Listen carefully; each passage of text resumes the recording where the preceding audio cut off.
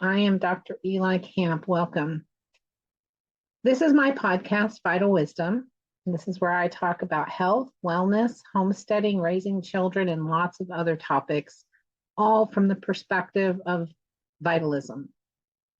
I believe I've seen and taught others how the body can heal itself if it's given what it needs, it's not poisoned, and the innate healing ability of the body has been supported, not suppressed. It is my intention to bring what I have learned in my life, especially the last 24 years of being a physician, to help you be your own best doctor. Hope you enjoy the episodes, and thanks for being here. Hi, everyone. Dr. Eli Camp here with Vital Wisdom. As you know, vitalists believe the body can heal itself, and the job of the physician is primarily to support and assist the body in that healing process. Today, I have a special guest on board. I'm so excited to have this chat with him, Dr. Adrian Mehmedi, and I'm going to let him introduce himself to all of you. Welcome, and thanks for being on my show. Thank you so much for having me. It's such an honor. I'm really excited to be here. And I have a podcast of my own, so I could talk for hours and hours, as you all might find out. But I'll just keep it nice and short and sweet. So I'm a naturopathic doctor. I went to National University of Health Sciences in Illinois, where I was born and raised. It's a kind of a unique school in that we are the only school that is in an unlicensed, pre-licensed state, you might say. So we were forced to practice more vitalistically, which was a blessing. And so I have a bit of an interesting background. I have a business background. I have finance, accounting, sales in my undergrad.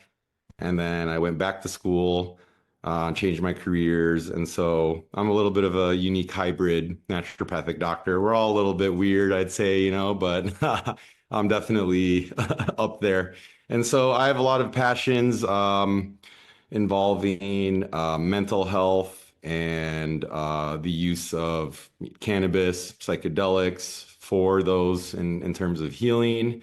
I'm very passionate about water and hydration and water fasting. So there's many things that we could talk about. But yeah, so I'm kind of working on a bunch of different projects right now, a book that I'm about to release, and water fasting course and my supplement brands and things. So lots that we can talk about. But yeah, I'll just keep it right there. Absolutely. I want to touch on all of those today with you. So you're currently, you set your practice up in Phoenix this So year. I don't even have a practice actually right now. I'm not You do seeing like patients. I do. You work from home. Yeah, Yeah. yep. I'm mobile. I'm all over the place. I like to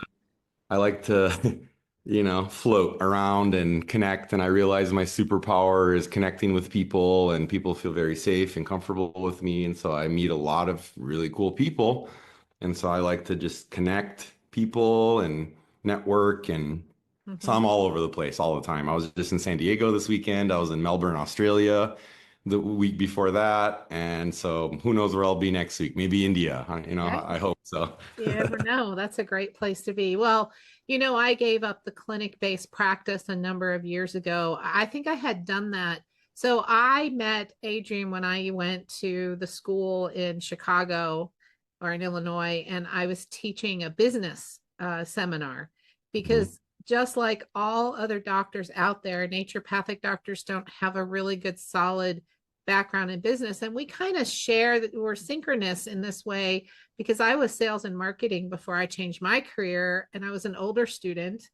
And when I got to school, and within the first couple of weeks, just getting to meet my classmates and other people in the program, I went to Southwest in Arizona, and I said to myself in my head, oh man, these people are in trouble because you don't leave naturopathic medical school and go get a job somewhere. There's a few of them, but there's not a lot of them. For the most part, right? We leave school and we have to set up our own practices and our own businesses. And then being a doctor is one thing, but then we have to also be business people, salespeople, marketing people, Yep. often managing our own finances, doing our web stuff, Yep. and I thought to myself way back then, well, there's got to be a course. Hopefully we're going to learn this, and we didn't. And so this is how I met uh, Adrian, and we clicked right away. I think that we had a lot in common, and we've kept in touch, through the years. And so, yeah, I understand that, not necessarily having a brick and mortar and a practice for people to come to. So you're a vitalist, right? I mean, we've had this conversation a number of times. Oh, And yeah.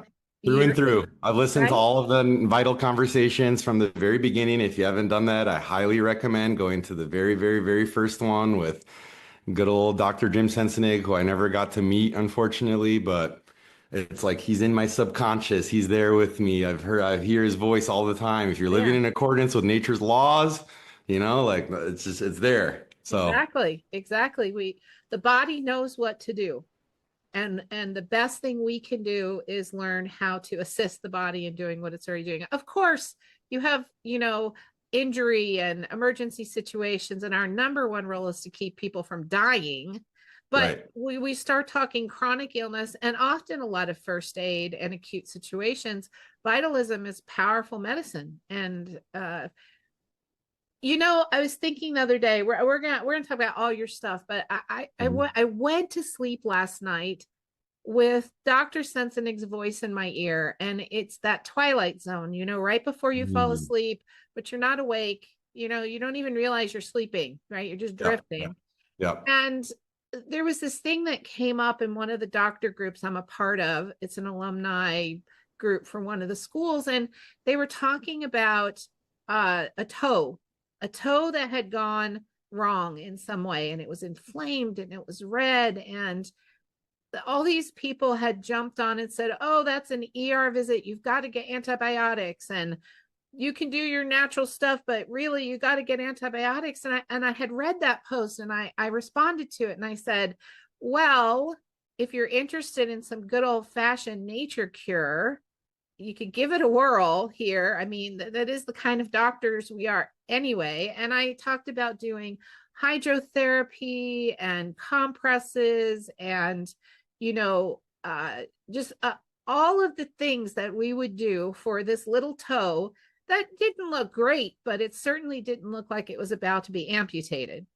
Yep. And so I've been dealing with thoughts about this over the last couple of days and wondering to myself, what happened in the field of naturopathic medicine? Because at one time we used to be so nature cure based.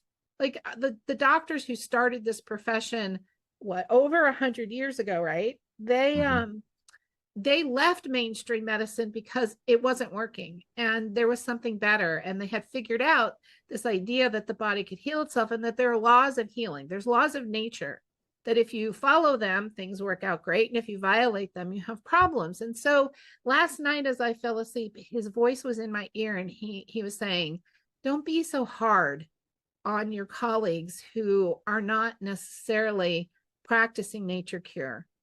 You wouldn't call a plumber to come fix the electrical systems in your house. They don't know what to do. They haven't seen it work. They don't have confidence that the body can heal itself because they didn't get to see this. They haven't seen this in practice. And I woke up feeling so much better, right? And not so, I don't want to use the word critical, but not in such disbelief, right? And fear that we're losing a way of practicing medicine. So anyway, so you brought up, let's just jump right into the first thing that you mentioned, because in some realms it's very controversial. It doesn't need to be, because it is a natural growing plant on our planet that has amazing medicinal capacity if it's not abused, right? And remember, y'all, I've said this to everybody, anything can be abused: food, water, drink, exercise, sleep. Like, you can overdo anything, especially food, right? Correct. And Yep. it causes problems. But when everything is used properly and to assist the body in its healing, then this is a good thing. And so tell us about your journey with using cannabis to heal people. Yeah, absolutely. I'd love to. And again, shout out to Dr. Jim Sensenig. And it's not the modality that's used, it's the intention behind it. It's the why. And so it's not any substance that's used, it's why it's being used, how it's being used. And so if cannabis or anything, any medicine is being used to numb and suppress, not such an ideal use. There's a time and a place for that. But if it's being used for that, not so great. If it's being used for elevation and expansion of consciousness, completely different story. So it's all about the intention. Doesn't matter what the substance is. And so cannabis is my favorite plant. People call it a gateway drug. I call it a gateway herb because it was a gateway herb for me, and it led to my awakening of like, oh, I didn't start smoking cannabis till I was 26 years old. So I have a very unique story, and that I came to this plant after my frontal, cortex was developed, and I did the research, and I realized, like, oh my goodness, the government's been lying to me about this plant. Like, what else are they lying to me about? Oh my goodness, pretty much everything. And so it just like blew my mind open, and just I went down the rabbit hole, and I never have come out since. And so cannabis is something I talk about for the whole rest of this podcast, as you very well know.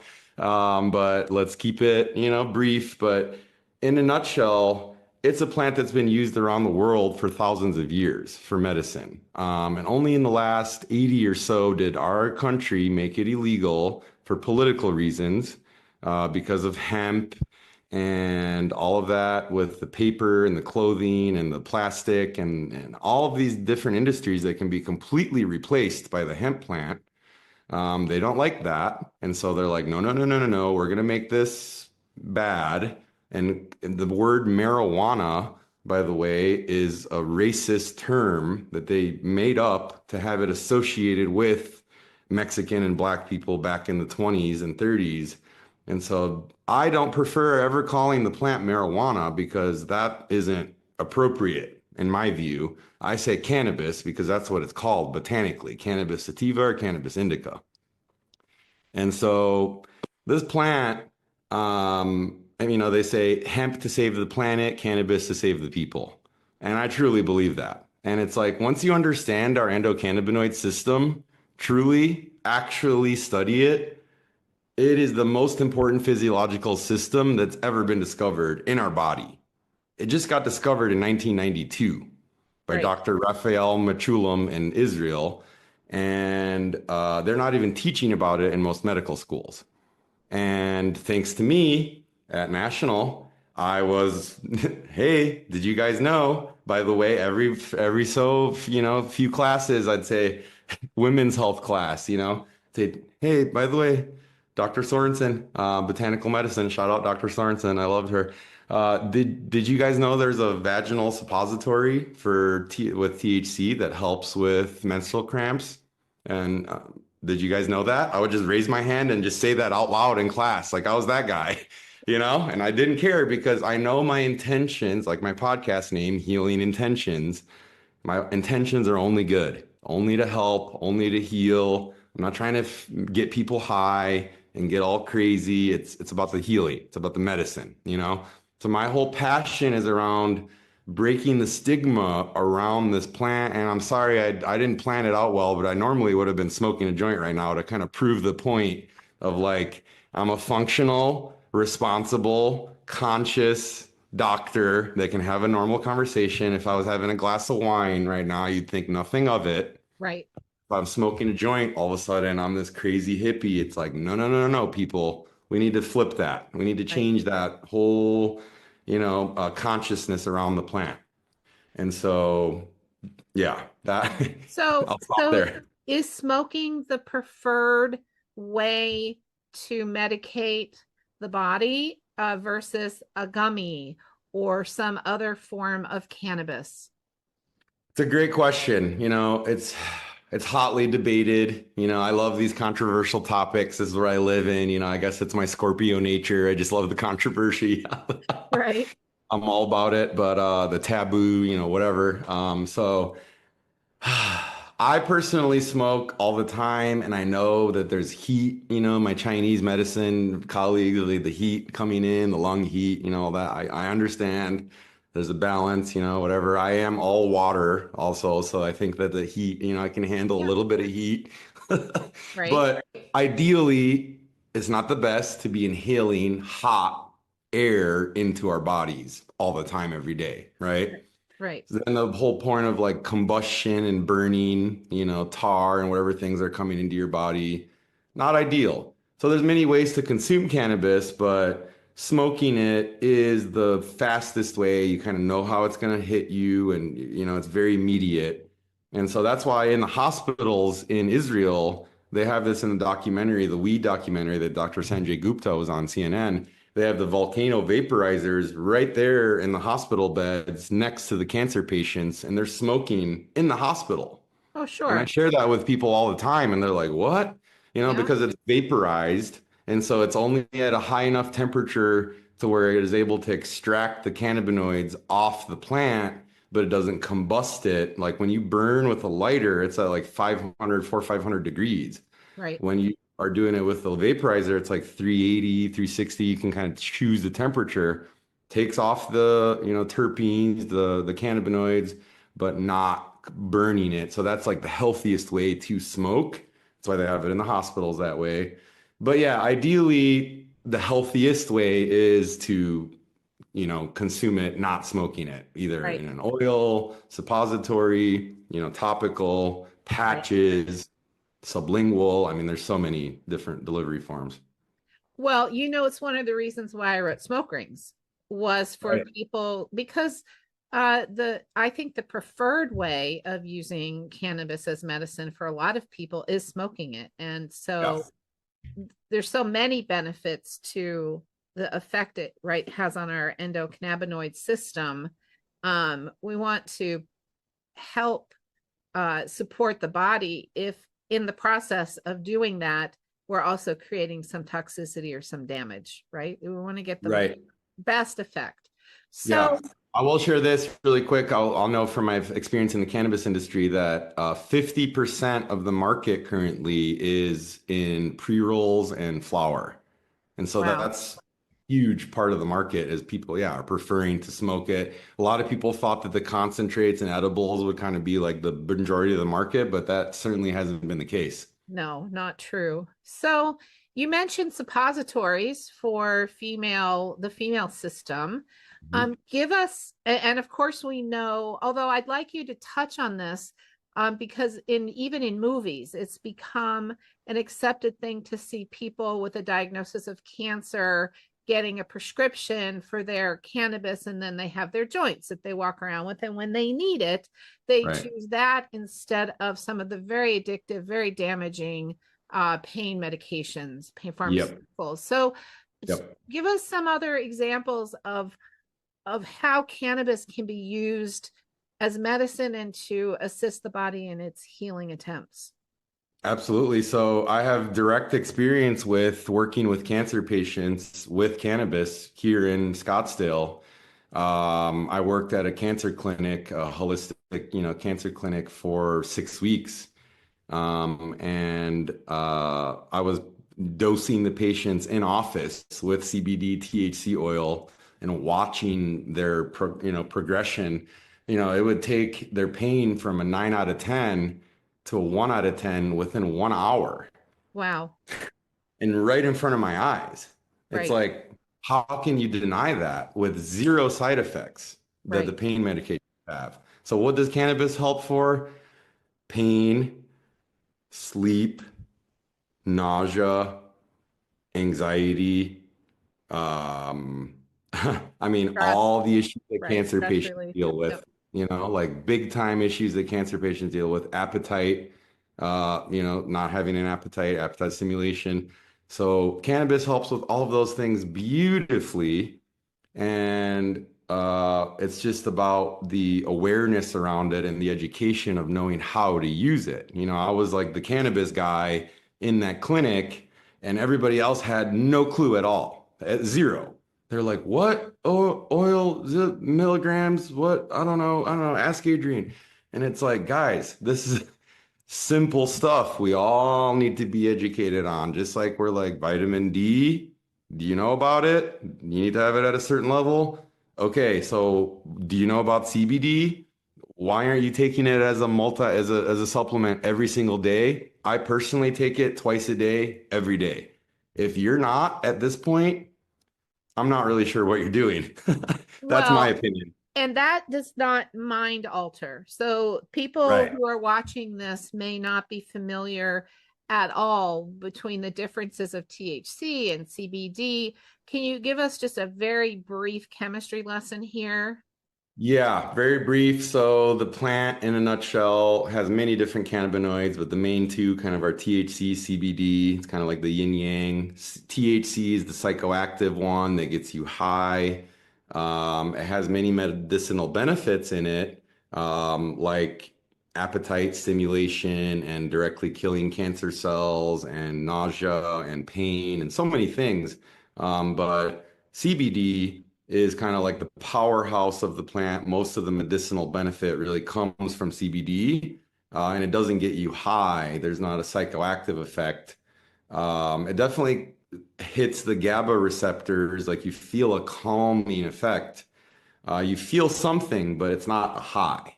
And so THC and CBD are kind of balancing each other out in the plant. The way the plant always was in nature was they were balanced in ratios.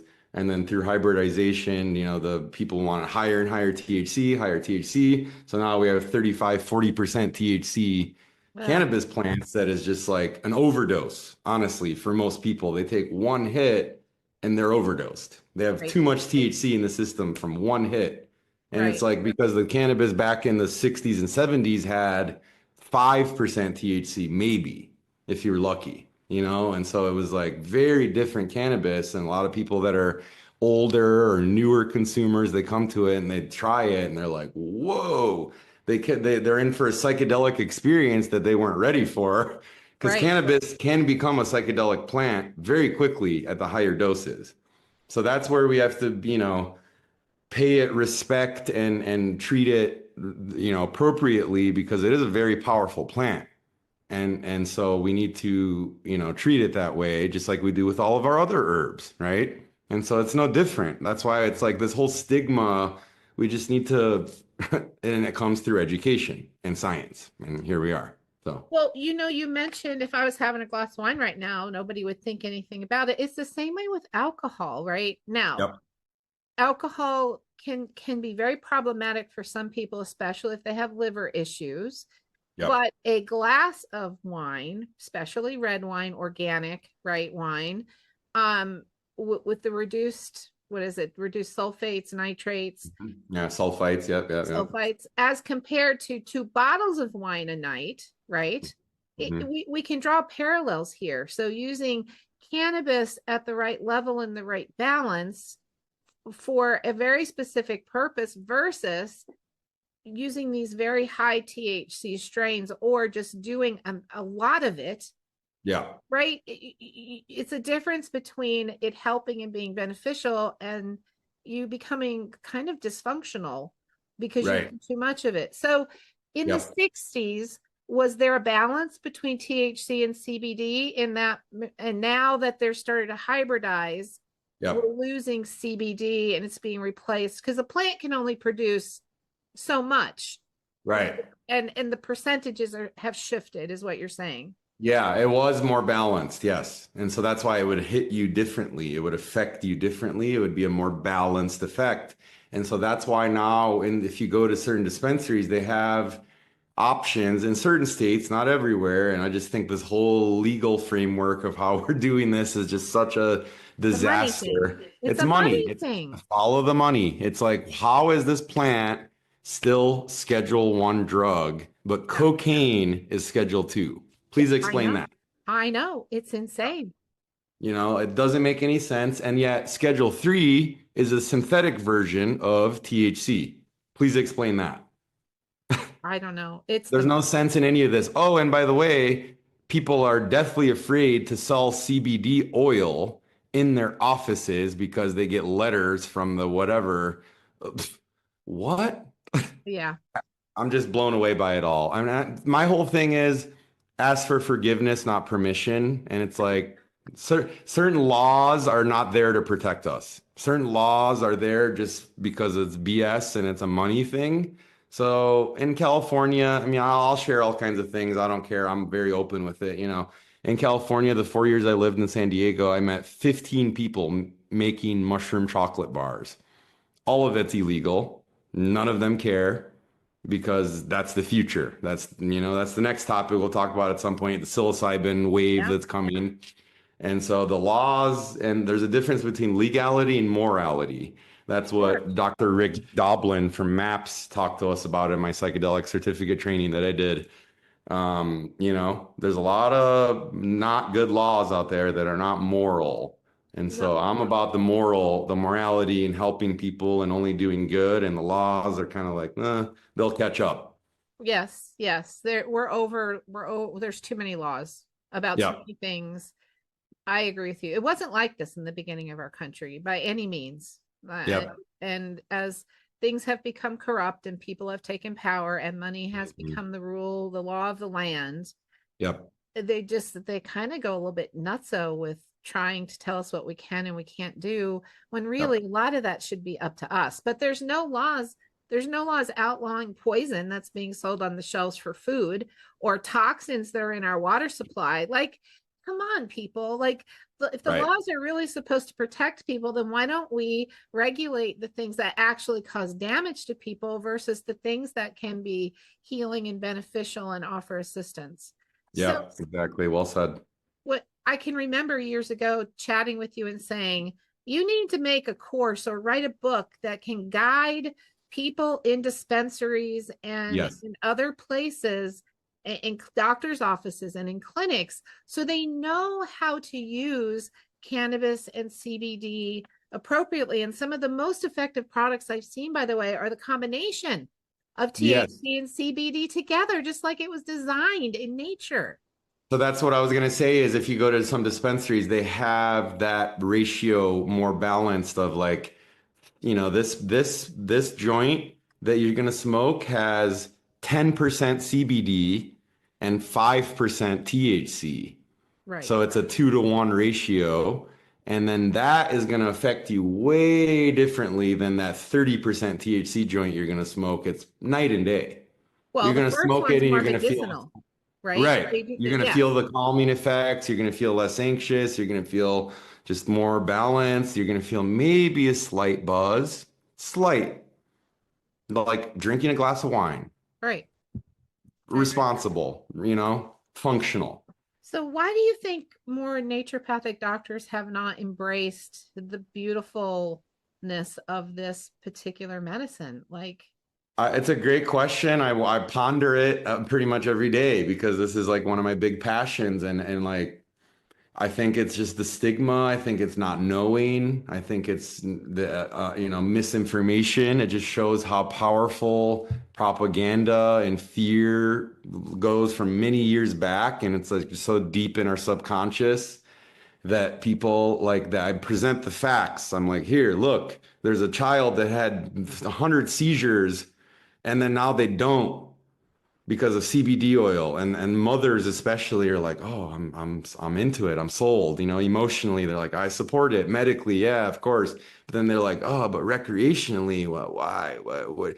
And that's something I can talk a lot about is the whole medicinal, recreational, adult use, some will call it. Recreational isn't the best word because it's like, oh, I'm only doing it because I'm having fun. Like, right, right. so it's like there's a fine line there. It's a very blurry line. Like there can be a lot of healing in the recreational use of these substances as well. Oh, So I agree. I agree. So, so what would be now? Just I have a lot of different types of people who watch my podcast. Some are everyday non-medical folks that are just looking for, information and Mhm. a guidance on how they can live a healthier life. But I Sure. also have a lot of healthcare practitioners that watch my podcast as well. Mhm. And it's called a podcast, but it's on YouTube. So that's a video cast and it's Right, whatever. right, right, But right. so now for folks like that who maybe you've opened a door in their mind to the incredible benefits of this plant and what it produces, is there a way, or how can they learn more? How can they get guidance? Like, do you do consultations? Can you be the guide for the practitioners? Great questions you've got here for me today.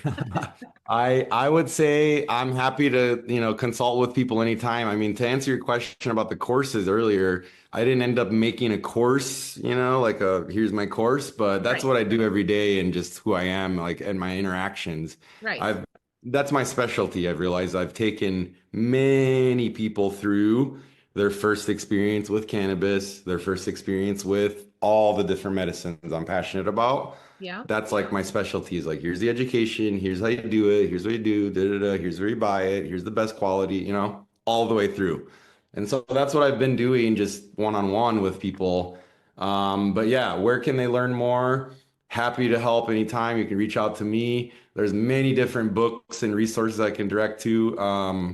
A really good book I like a lot, Cannabis is Medicine by Dr. Bonnie Goldstein. That's a good one. Oh, She's an MD. I read that. Yeah, It is a great book. It's a great book. But you could also serve as, some people don't want to take the time to read, right? They've got sure. 10 questions and they want to call and get, so they could reach out to you. Yeah, yeah, absolutely. Okay. I'm always here. Yeah, absolutely. Okay. Happy to help. I could talk about this topic and all the others for my whole life. So yeah, happy to help anybody that's interested. I know. I I tell love, people, I've been talking about this for 10 plus years. And, some people back then, they thought I was crazy, like totally lost my mind. And now I see some people kind of coming to the, oh yeah, CBD, oh yeah, try.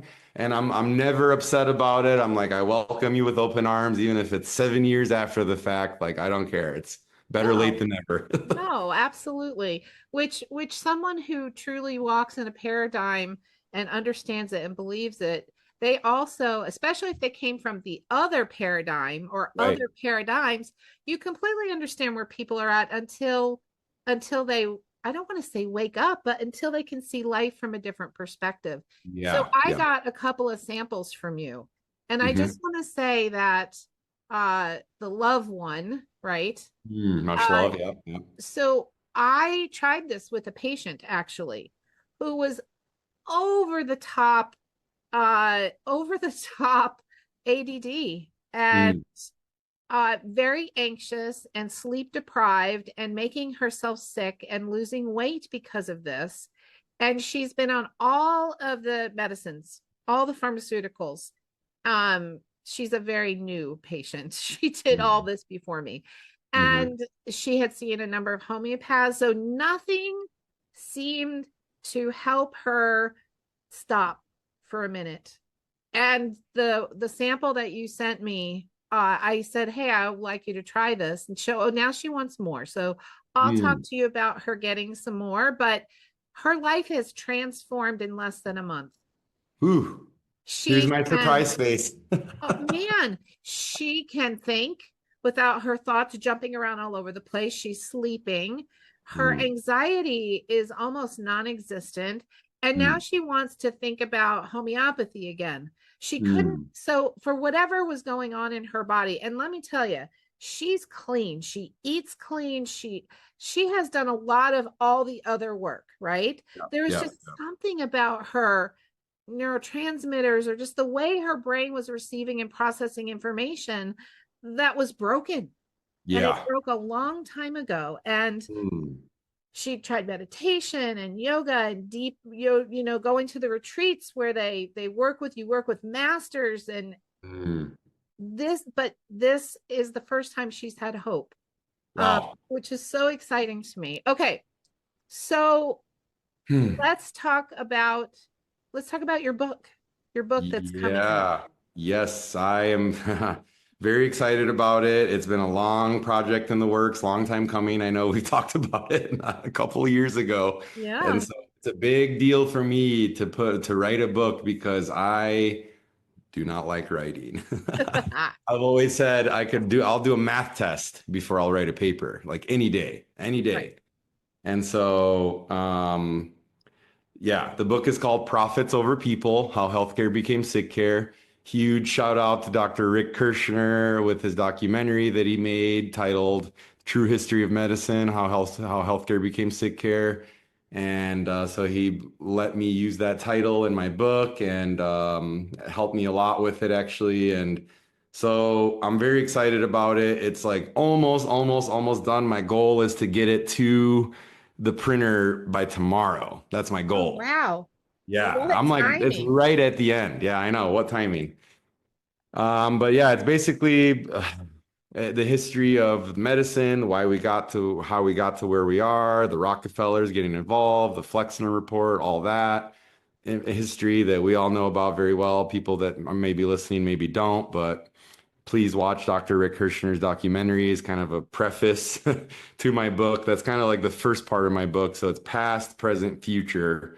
The past is all about the past. The present is like all the stuff that happened with COVID and all the stuff that's been happening with cannabis, psychedelics, water, cryptocurrencies, all the kind of convergence of paradigms that are shifting right now. And then the future section is about disruptive innovation and how it's always wins and it's inevitable. And Airbnb disrupted hotels and Netflix disrupted Blockbuster and Uber and Lyft disrupted the taxis, who now are, by the way, getting disrupted by Waymo, the automatic AI self-driving. They're here in Phoenix. It's crazy. But Uber is very smart. They partnered with them. So so if you do Yes. an Uber, if you call an Uber at 3 a.m., there's no Uber drivers, they'll send a Waymo. I'm like, oh, brilliant. Smart. Yep. And so disruptive innovation always wins. And Dr. Bradley Nelson at the AANP a few years ago gave this talk about how naturopathic medicine is a disruptive innovation of healthcare. And I was Well, like, vitalistic naturopathic medicine. vitalistic, correct, correct. Yes. You're absolutely right. Thank you for that. And that just hit me like a ton of bricks. I was like, whoa, that's absolutely true. And I worked in disruptive innovation before. One of those startups I worked for, I was a sales rep for. So I'm very familiar with that concept. And so I was like, that's it. It was like a light bulb moment. And then that was like the inspiration to write this book.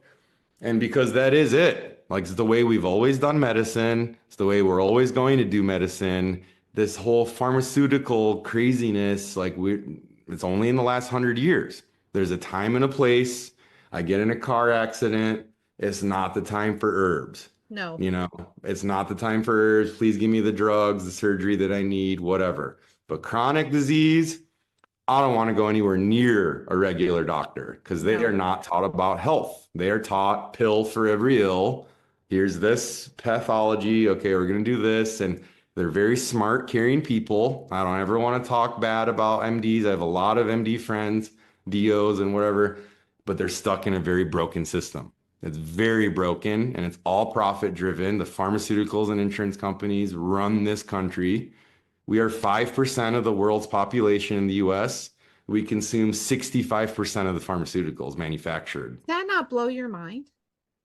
Like What? what? Who, again, back to the laws. Who are you regulating and how are you keeping us safe? Yeah, Yep, whatever. Most of those folks own stock in the same companies that are making the exactly. money. Just So, all the people that were trying to fight RFK and stop him from getting in there, they all get lots of funding from Big Pharma, funny enough. And then the good thing he's in there now because he's about to shake it up in there and they don't know what's coming for him. yes, and I want to say this on the recording, and I say this every chance I get. For those of you who are running around thinking that JFK is anti-vaccine and he's going to wipe out the human population by bringing all these diseases back. Number one, those diseases and the vaccines that are supposed to be for those diseases, it's a sham. It's a Yep. farce. But really, that's my opinion. What it's about is transparency. He Yep. wants the studies done. He wants the companies that make those products to prove to the scientists that are part of HHS that they are safe and effective. And if they can't do that, then they have to get back in the lab. They have like, right? That's one thing.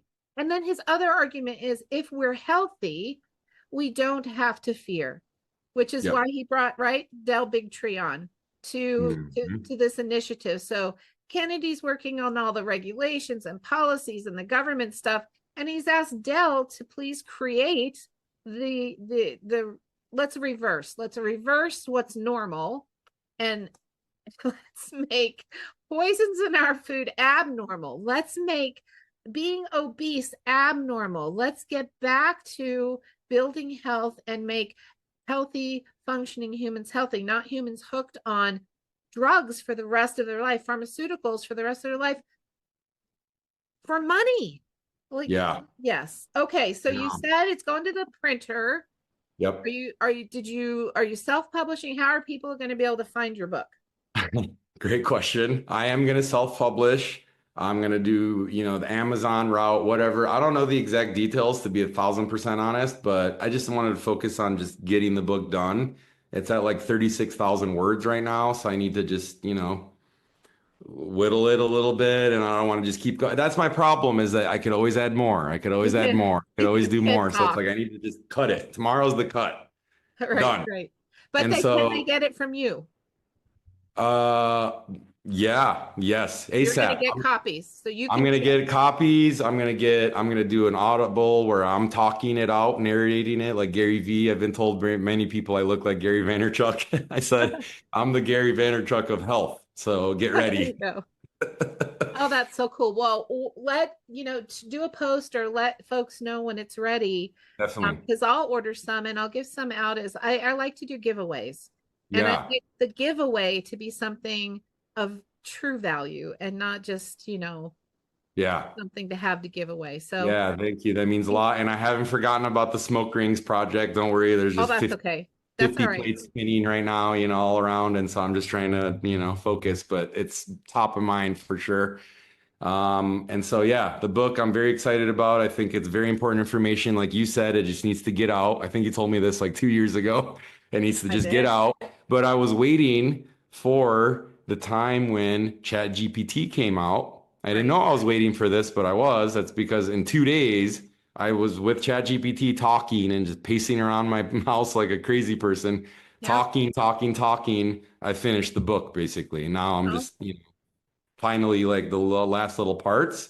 Yes. But AI will not replace you. A human using AI will replace you. That's what I was just going to say. So to let AI or ChatGPT completely write something or prepare something, this is not the proper use of the tool. It needs to be driven by the human. The human has to discern the information and does it fit and how's the story put together. But it is a tool, and all it really is doing is accessing trillions of pieces of information that now exist all through the internet, which they knew this would come. When you read back in the 60s and the 70s and the 80s, the sci-fi writers were talking about what would humans be able to do at some point in the future is exactly this. Access almost all the information, but in a way that it comes together into a cohesive pattern. Because it's all zeros and ones. So we have to take those zeros and ones and we have to turn it into a cohesive pattern, right? That means something. Right. Okay, so that's the book, and we'll make sure when we post this episode that we tell you how to get in touch with Dr. Mehmedi. Okay. Let's talk about water fasting. And before you tell me all the wonderful things I know you're going to tell me about it, I want to share a little bit of a personal journey. So I was diagnosed with something back in December that we know can benefit greatly from fasting. But I liked food. I like food a lot. And it becomes such an arduous journey for me to not eat food. And I don't care what my perspective is. I eat very healthy food, but I enjoy the act of eating food. So I've been exploring other things, and I recently discovered 18:6 intermittent fasting produces almost the same benefit as complete fasting. Mm-hmm. And so I started that 4 days ago. Mm. And is it possible that even after 4 days that I'm already feeling some amazing effects from this? And it has nothing to do with losing weight, other Mm-hmm. effects, right? Mm-hmm. I wanted to share that with you so that as you talk about water fasting, maybe you can tell us a little bit about other types of fasting and why they would be good as well. Wow. Yeah. Love that. Thank you for sharing. And yeah, intermittent fasting is something I do every single day. I don't eat until around noon, and eat from noon to 8 p.m. ish. And then I stop eating from 8 all the way till noon the next day. I do that every day. And funny enough, I've been doing that I've naturally, intuitively. That's how I wanted to eat, even when I was little. My mom would try to force breakfast down my throat before I went to school. I'm like, I'm not hungry. Mm. Oh, but you got to eat breakfast, most important meal of the day. Guilty mom here Yeah. until the last 4 days. And and it's like when you know better, you do better, Yes. right?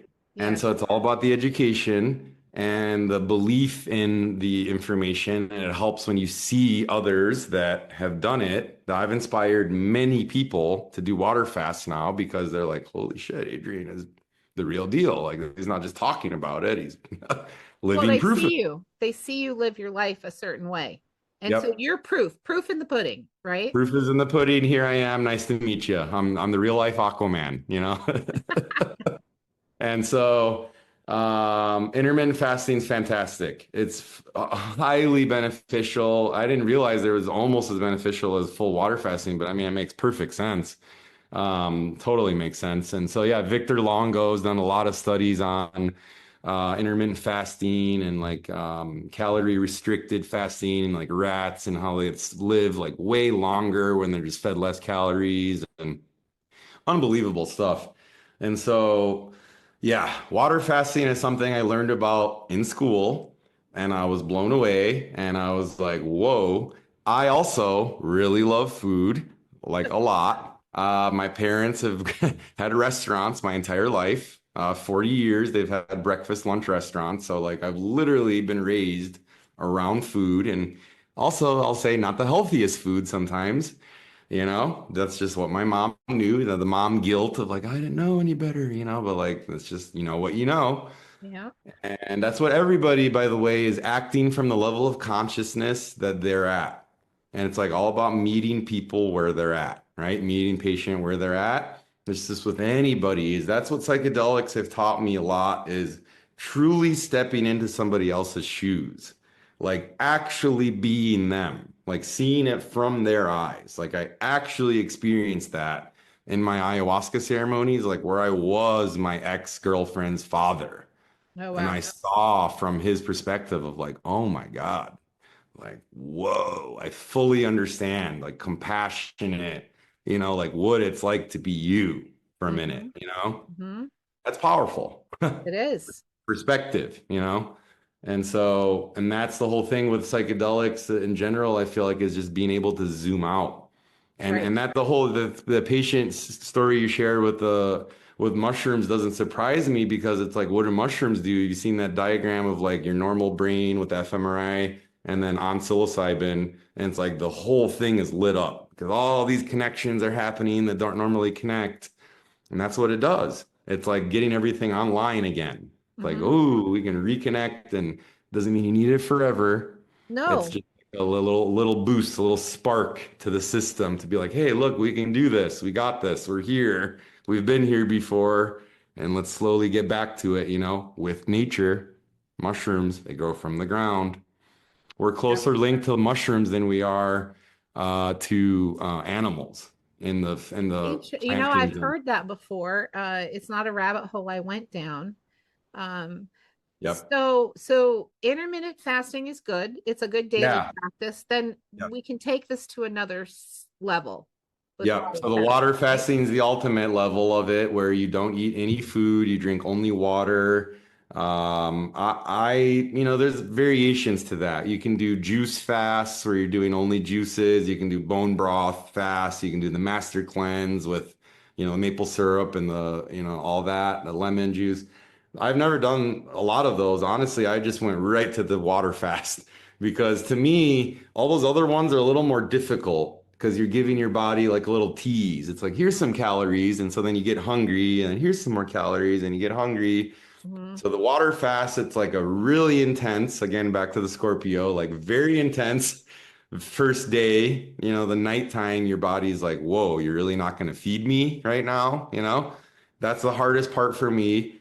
And then the next day I wake up and it's a little bit like, oh, and you get better at it. It's a practice. Your body gets better at getting into ketosis, your liver and going into that whole process.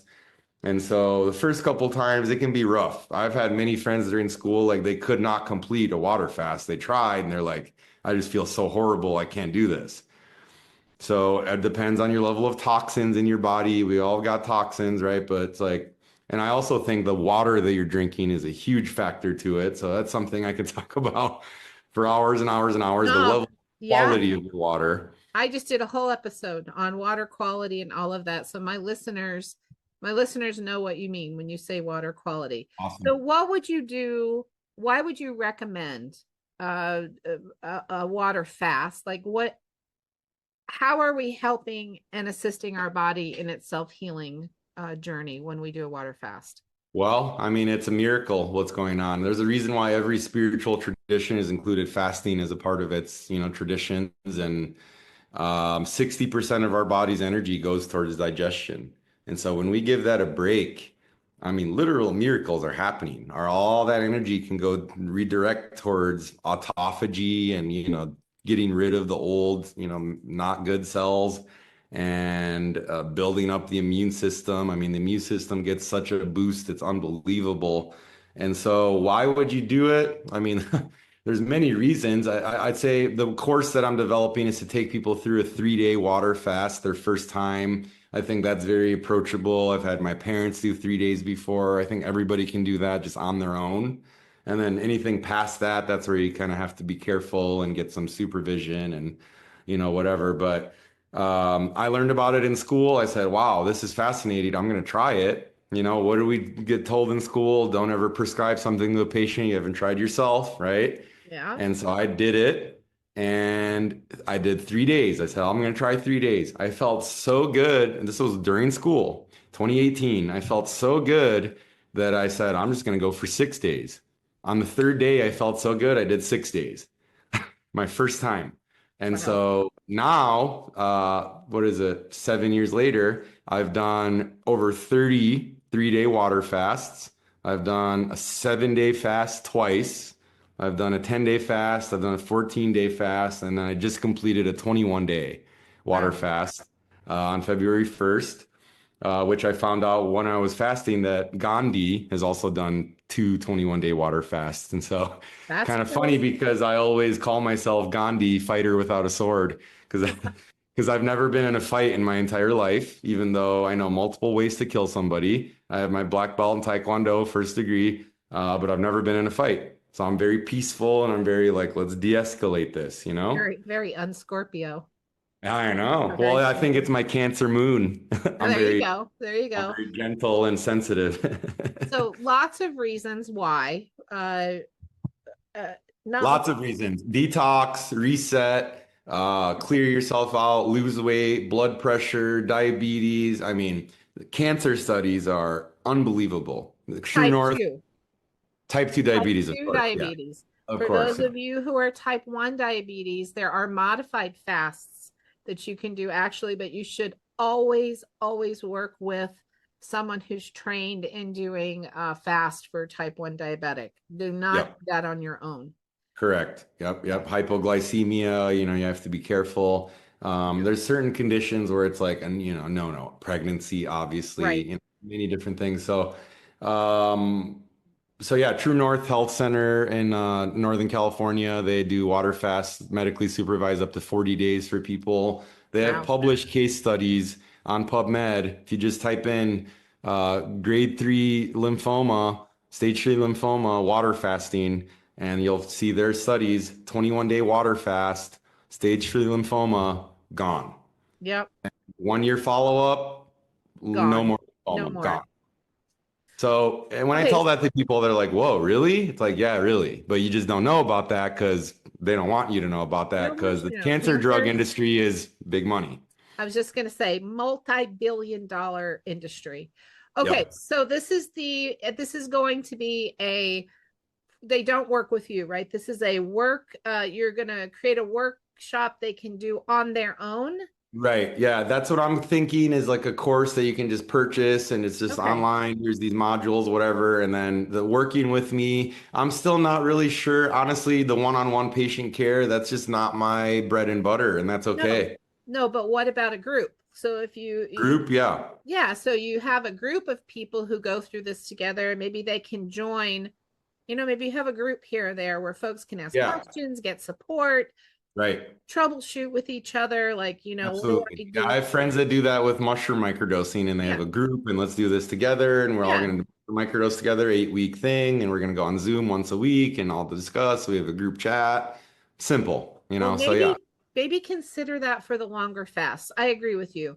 Yeah. Almost anyone can do the 3-day fast, right? But Yeah. you start to get into the 7 or 21, well, 7, 14, 21. It's really, really nice to have a mentor there who's Yeah. done this themselves that you can ask questions. Is this normal? Right. How do I get through this bump? I think you'd Yep. be really valuable to run a group like that. Okay. Yeah. Yep. Uh, Yeah. Also, what else were you going to talk about with us today? My supplement that I have, which is called vitamin R, Okay. which I got the name from Dr. Louise Edwards, Dr. Lou. She actually made that up. I didn't realize she told me at the last Vital Gathering that she made that up. She always said it's an essential nutrient, vitamin R, and it stands for rest, recreation, recovery, replenishment. And so that was really special to me when I didn't realize she made that up. I thought that was like a naturopathic thing that every school learns. Yeah, no, And it's not. And so that no. was really cool to me. And so I named my brand after that. So it's a post-party recovery supplement to help replenish your serotonin and dopamine from whatever substances you're taking, but MDMA is kind of the one I really formulated it for because that really depletes your serotonin very heavy. And so this formula I worked on over the last 2 years has 23 different ingredients in it, and it really works. And I'm really excited about it because there's a big need for it. Kind of my big passion of the many passions I have is bringing health and wellness into the music festival party scene because it's so badly needed. I go into the scene and I mean, if you wouldn't believe it, from 2 a.m. till like 8 a.m., there's these wild after parties that happen all the time here in Phoenix. It's like nothing I've ever seen. And I go around to people, I'm like, hey, buddy, when's the last time you had a drink of water? And they're like, what? Right, right. I haven't had a sip of water in 6 hours. I'm like, well, how about some water? And I bring them a cup and their whole entire state is changed. And they're like, wow, thank you. Yes, Simple.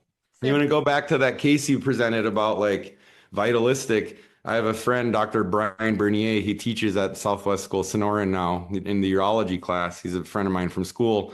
He had a case where low testosterone in a patient, and they were, had it in the class, and there were all these different herbs and all these things and pharmaceuticals, whatever. He's like, no, guys, you know what I had him do? Sleep and drink enough water. What do you know? Testosterone right back to normal. That's it. The body knows how to heal itself. Yep. It does. Well, before we wrap up, is there Yep. anything that you want to tell our listeners before we wrap this up? Because I'm going to have you back. I'm going to have Yeah. you back to talk about psychedelics and then give us updates on how everything's going with your Yeah. stuff. But Awesome. anything Yeah. you should know today? I would say my biggest kind of lesson and takeaway from all of my journeys and everything I've learned has been the self-love and self-acceptance journey. That's what I've gotten out of all my psychedelics, all my meditation. I've done a 10-day silent Vipassana meditation retreat. I've done a 7-day Joe Dispenza meditation retreat. I've done a bunch of different psychedelics, and it all comes down to that self-love, self-acceptance. If you have that, everything else comes from there. And so whatever you got to do for yourself, for your journey to really come back to that and just like remember the power you have within you and who you are really, that's my best advice I would give to anybody. And I know that's a big rabbit hole, but I'll just kind of leave it there. And I really appreciate you having me on. It's been a real joy and pleasure, and can't wait for more.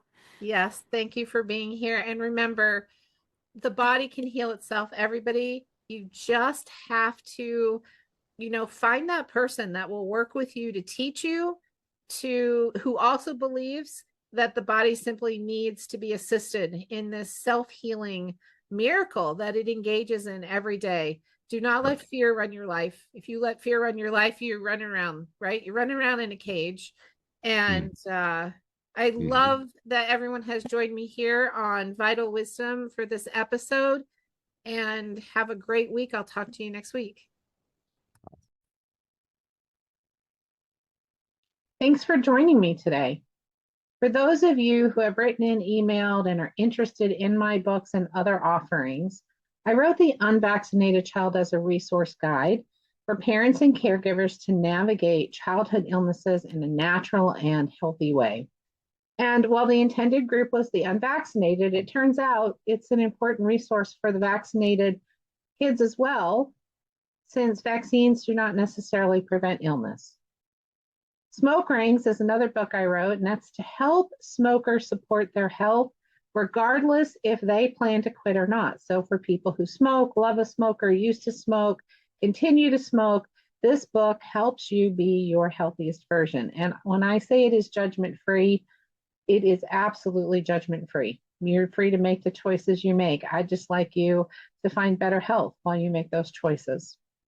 My most recent book, Homeopathy, A Foundational Approach, is really great for someone, whether they're a complete beginner or they've already been practicing homeopathy.